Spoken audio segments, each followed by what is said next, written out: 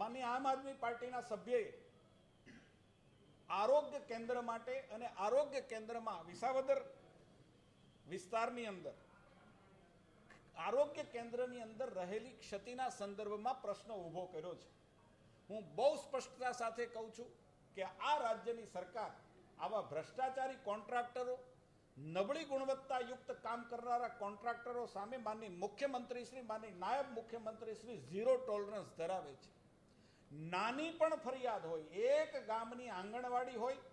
કે એક ગામનું પ્રાથમિક આરોગ્ય સબ સેન્ટર હોય, એમાં પણ ફરિયાદ મળે તો એમની સામે કાયદેસરની કડક કાર્યવાહી થતી હોય છે। જે પ્રકારે આમ આદમી પાર્ટીના માનની સભ્યશ્રીએ ઉલ્લેખ કર્યો છે, મારે કહેવું છે કે જે પ્રાથમિક આરોગ્ય બરડિયાના ગામની વાત કરી છે, આરોગ્ય કેન્દ્રની અંદર જે પ્રકારની ક્ષતિ હતી એને સુધારણાનું કામ જે તે એજન્સીના ખર્ચે અને જોખમે પૂરું કરવામાં આવ્યું છે। જે કર્મચારીઓ એમના માટે દોષી હતા એમને ચાર્જશીટ પણ આપવામાં આવી છે અને એજન્સીને 3 વર્ષ માટે ડિબાર્ડ પણ કરવામાં